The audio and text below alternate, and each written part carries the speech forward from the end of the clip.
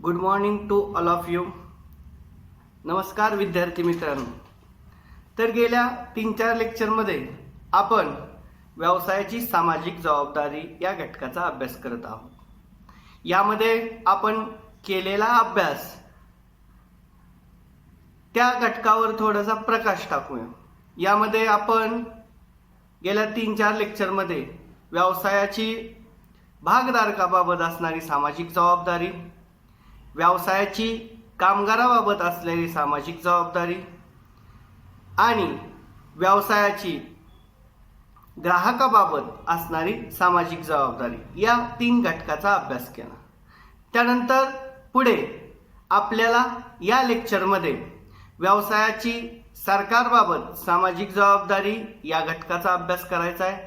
त्याचबरोबर व्यवसायाची समाजाबाबत सामाजिक जबाबदारी या 2 घटकाचा अभ्यास या लेक्चरला आपल्याला करायचा आहे. तर विद्यार्थी मित्रांनो, व्यवसाय सुरू झाल्यापासून वेगवेगळ्या घटकांमध्ये व्यवसायाची काहीतरी सामाजिक जबाबदारी असते. व्यवसाय सुरू झाल्यानंतर व्यवसायाला वेगवेगळ्या जबाबदाऱ्या पार पाडाव्या लागतात आणि त्यापैकी एक म्हणजे व्यवसायाची सरकारबाबत सामाजिक जबाबदारी. देशाच्या सामाजिक, आर्थिक, राजकीय या सर्व क्षेत्रामध्ये स्थैर्य प्राप्त करायचे असेल तर सरकार नेहमी प्रयत्न करत असते. सरकार विविध प्रकारच्या कराच्या माध्यमातून सामाजिक कार्य व लोककल्याणकारी कार्य करत असते. व्यवसायाची सरकारबाबत सामाजिक जबाबदारी आपल्याला त्यानुसारच सांगता येईल. म्हणजे सरकारच्या नियमांच्या चौकटीत राहून व्यवसायाला वेगवेगळ्या प्रकारची कार्य करावी लागतात आणि तरच तो व्यवसाय आणि त्या व्यवसायाला कायदेशीर मान्यता मिळत असते. तर विद्यार्थी मित्रांनो, व्यवसायाची सरकारबाबत सामाजिक जबाबदारी या घटकाचा अभ्यास करत असताना सर्वात पहिल्यांदा घटक आपल्याला लक्षात घ्यावा लागतो, तो म्हणजे नियमितपणे कर भरणे. बघा, सर्वसाधारणपणे ज्यावेळेस सर्व व्यवसाय नियमितपणे कर भरत असतील त्यावेळेस सरकारच्या उत्पन्नामध्ये वाढ होणार आहे. कर संकल्पनेतून जमा झालेल्या रकमेतून विविध समाजकारी योजना राबवल्या जातात. म्हणून नियमितपणे कर भरणे हे व्यवसायाची सामाजिक जबाबदारी आहे.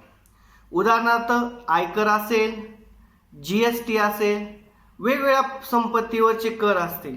हे कर भरल्यानंतर त्या कराचा उपयोग सरकार वेगवेगळ्या विकास कामासाठी करत असते. त्यामुळे समाजाचा आर्थिक विकास होताना आपल्याला दिसतो. त्यासाठी समाजाची सरकारबाबत एक महत्त्वाची जबाबदारी असते की नियमितपणे कर भरणे.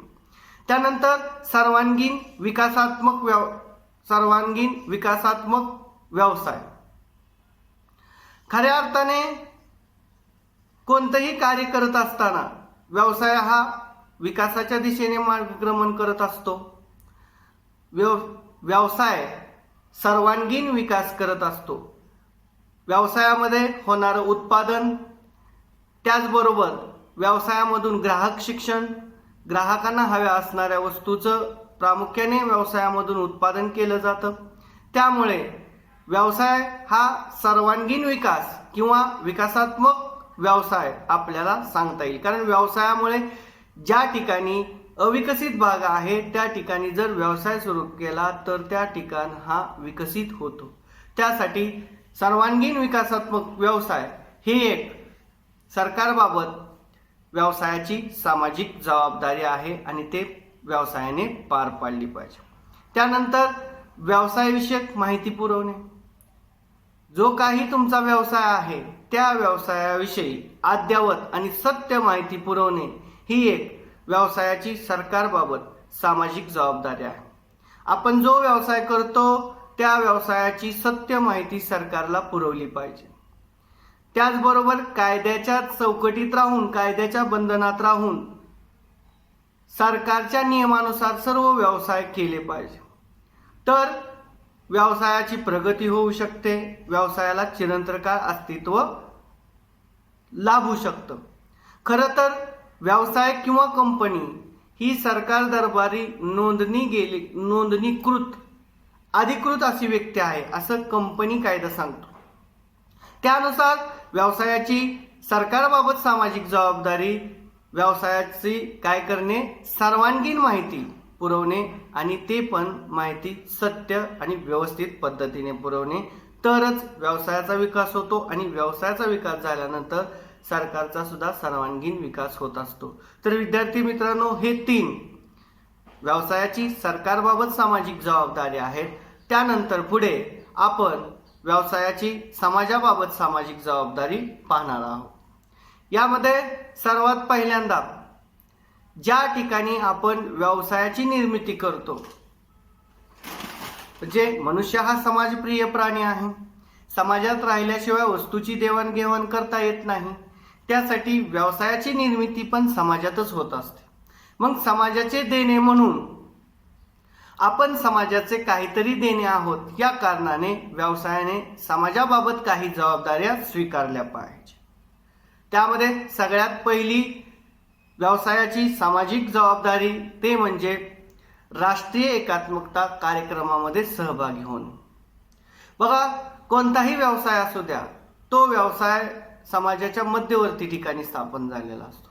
व्यवसायाने समाज विघातक कारवायापासून समाजाचे रक्षण करण्याचे काम केले पाहिजे. उदाहरणार्थ जातीय दंगली, बॉम्बस्फोट, भाषिक वाद, वंशिक सामाजिक दंगली यासारख्या घटकापासून समाजाचे रक्षण केले पाहिजे. समाज प्रबोधन करून समाजामध्ये राष्ट्रीय एकात्मकता निर्माण करण्यास मदत केली पाहिजे. त्यासाठी वेगवेगळ्या प्रकारचे राष्ट्रीय चर्चासत्रे, राष्ट्रीय सण, राष्ट्रीय दिन साजरे केले पाहिजे आणि अशा प्रकारच्या कार्यक्रमाचे व्यवसायामध्ये आयोजन केले पाहिजे.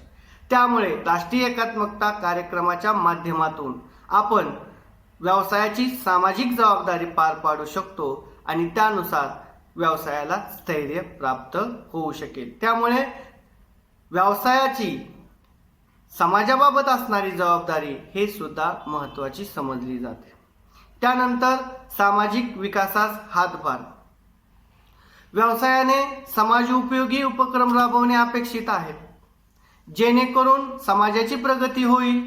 उदाहरणार्थ आरोग्य शिक्षण, पर्यावरण शिक्षण, लोकसंख्या नियंत्रण कार्यक्रम, अपघाताचे प्रमाण कमी करण्यासाठी समाजात जनजागृती करणे, युवकांना रोजगाराची संधी उपलब्ध करून देणे इत्यादी प्रकारचे विकासात्मक कार्यक्रम हाती घेतले पाहिजे. त्यामुळे समाजाचा तर विकास होतोच होतो, त्याचबरोबर व्यवसायाचा सुद्धा विकास होत असतो आणि व्यवसायाने समाज हिताकडे लक्ष दिले पाहिजे. बघा, बरेचसे जे उद्योजक आहेत नावलौकिक, ते पहिल्यांदा समाज हित पाहतात आणि त्यानंतर व्यवसाय हित. कोणत्याही देशामध्ये, कोणत्याही राष्ट्रामध्ये आपण जर व्यवसाय करत असेल तर सगळ्यात पहिल्यांदा राष्ट्रहित महत्त्वाचं आहे, समाजहित महत्त्वाचं आहे, त्यानंतर व्यवसाय. बघा, पाकिस्तान आणि भारतामध्ये नैतिक संबंध तसे पाहता चांगले नाहीत. पाकिस्तानकडून टाटा, म्हणजे जे रतन टाटा आहेत, त्यांना स्टीलची निर्यातीची ऑफर होती. म्हणजे पाकिस्तान स्टील आपल्या टाटा स्टीलचं खरेदी करण्यास एकदम उत्सुक होते, परंतु ज्या राष्ट्रापासून आपल्याला धोका आहे अशा राष्ट्राला आपण आपल्या वस्तूची विक्री करणं कधीही विघातक ठरतं. अशा प्रकारचे उद्योजक रतन टाटा यांनी तो करार अमान्य केला आणि त्यानुसार सगळ्यात पहिल्यांदा राष्ट्रहिताला प्राधान्य दिलं. मग विद्यार्थी मित्रांनो, समाजामध्ये आपण व्यवसाय करत असताना सामाजिक विकासाला हातभार आपण दिला पाहिजे. फक्त आपण व्यवसाय करून चालणार नाही, तर व्यवसायामध्ये समाज हिताला लक्ष दिलं पाहिजे. आणि कारण व्यवसाय हा एक समाजाचाच भाग आहे, त्यामुळे समाज हिताकडे लक्ष देणे हे एक व्यवसायाची समाजाबाबत असणारी सामाजिक जबाबदारी आहे. त्यानंतर राष्ट्रीय आपत्तीत मदत करणे. आता बघा, प्रत्येक व्यवसाय वेगवेगळी उदाहरण देता येईल. केदारनाथ या ठिकाणी जी ढगफुटी झाली, त्या ठिकाणी भारतातील प्रत्येक व्यवसायाने आपापल्या परीने वेगवेगळ्या प्रकारची मदत केली. त्याचबरोबर महाराष्ट्रामध्ये सांगली कोल्हापूरमध्ये जो पूर आला त्यामध्ये महाराष्ट्रातच नव्हे महाराष्ट्राच्या बाहेरच्या व्यावसायिकांनी सुद्धा त्या ठिकाणची स्थिती पुनरावृत्त व्हावी, पूर्व परिस्थितीला यावी यासाठी वेगवेगळ्या प्रकारची मदत वेगवेगळ्या व्यावसायिकांनी केली. मग राष्ट्रीय आपत्तीत मदत करणे हे सुद्धा व्यवसायाचं समाजाबद्दल असणारी जबाबदारी आहे. वेळोवेळी देशामध्ये उद्भवणारे राष्ट्रीय आपत्तीच्या वेळेस सरकारला सहाय्य करण्याची सामाजिक जबाबदारी व्यवसायाने घेतली पाहिजे. उदाहरणार्थ भूकंप असतील, दुष्काळ असतील, महापूर असेल, रोगराई असेल, अतिरेकी कारवाया असतील, वादळ असतील, अशा प्रकारच्या राष्ट्रीय आपत्तीच्या वेळी सुद्धा व्यवसायाने आर्थिक मदत करणे अपेक्षित आहे. बघा विद्यार्थी मित्रांनो, सध्या कोरोनाची परिस्थिती आहे आणि ह्या कोरोनाच्या परिस्थितीमध्ये सुद्धा जनजागृती व्यवसायाच्या माध्यमातून जनजागृती एस म्हणजे सोशल डिस्टन्सिंग, एम म्हणजे मास्क आणि एस म्हणजे सिक्युरिटी, अशा प्रकारची जर वेगवेगळ्या प्रकारचे उपक्रम व्यवसायाने राबवले तर ते राष्ट्राच्या हिताचे होतील आणि राष्ट्रीय आपत्तीत प्रत्येक वेळेस व्यवसायानं मदत करणे ही एक व्यवसायाची सामाजिक जबाबदारी आहे. त्यामुळे कोणत्याही परिस्थितीमुळे आपल्या देशाला आर्थिक मदत करणे किंवा वेगवेगळ्या प्रकारच्या आपत्तीमध्ये मदत करणे ही एक व्यवसायाची समाजाबद्दल जबाबदारी आहे आणि ती जबाबदारी व्यवसायाने स्वीकारली पाहिजे. त्याचबरोबर पर्यावरणाचे रक्षण करणे. बघा विद्यार्थी मित्रांनो, बरेचसे उद्योग असे असतात की पर्यावरणातील जे काही साधनसामग्री आहे त्या साधनसामग्रीवर अवलंबून असतात. उदाहरणार्थ लाकडाचे व्यवसाय असतील. बघा ज्या काही नोटबुक असतात त्या नोटबुकच्या बॅक साईडला इको फ्रेंडली लिहिलेलं असतं. तर एक व्यवसायाची सामाजिक जबाबदारी की पर्यावरणाचं रक्षण करणे. इको फ्रेंडली म्हणजे काय की पर्यावरणाला कोणत्याही प्रकारची हानी न करता वस्तू निर्माण करणे म्हणजे इको फ्रेंडली.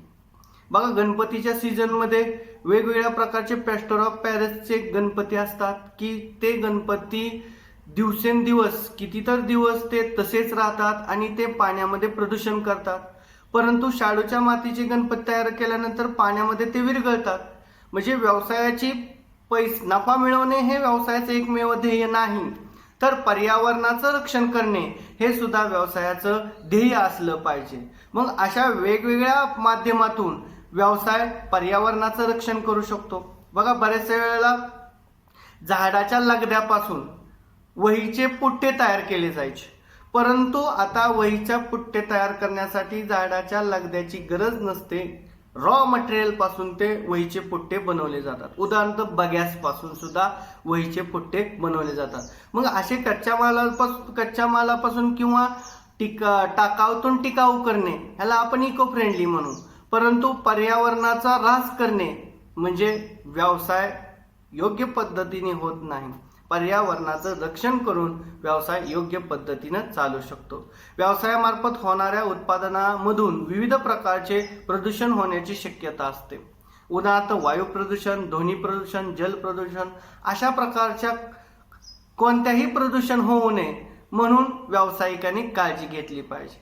तसेच प्रदूषणविषयी अस्तित्वात असणाऱ्या कायद्यांची काटेकोरपणे अंमलबजावणी केली पाहिजे.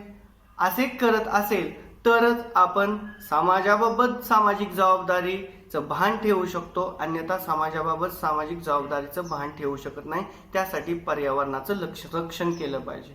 बघा जे काही मोठे इंडस्ट्रीज आहेत त्यामधून निघणारे जे टाकाऊ पदार्थ आहेत त्यामधून समाजातील घटकाला कोणत्याही प्रकारची बाधा होऊ नये अशा प्रकारचे ते घटक नसले पाहिजे. त्या सांडपाण्याची व्यवस्था वेगळी केली पाहिजे.